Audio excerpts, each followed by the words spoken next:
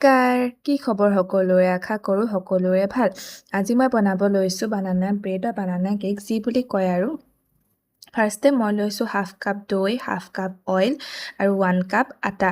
সেইখিনি ভালকৈ মিক্স কৰি তাৰপিছত মই 2টা কল মিক্সিত গুড়ি কৰি বা মিক্সিত পিচি পিনে সেই পিউৰিটো দিছোঁ আৰু সেইখিনি মই ভালকৈ মিক্স কৰি লৈছোঁ। তাৰপিছত মই ইউজ কৰিছোঁ মিঠাৰ বাবে গুড়টো আপুনি নিজৰ হিচাপত ল'ব পাৰে।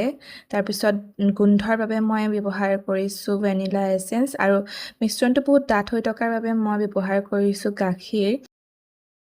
তাৰপিছত 1 টিস্পুন বেকিং পাউডাৰ আৰু 1/4 টিস্পুন বেকিং ছ'ডা ইউজ কৰিছোঁ আৰু হাফ টিস্পুন চিনামন পাউডাৰ আৰু 1 টিস্পুন কফি পাউডাৰ ইউজ কৰিছোঁ।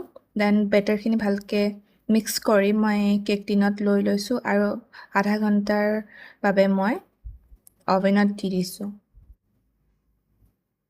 আৰু মোৰ কেকটো ৰেডি হৈ গ'ল।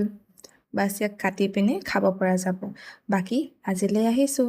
বাই।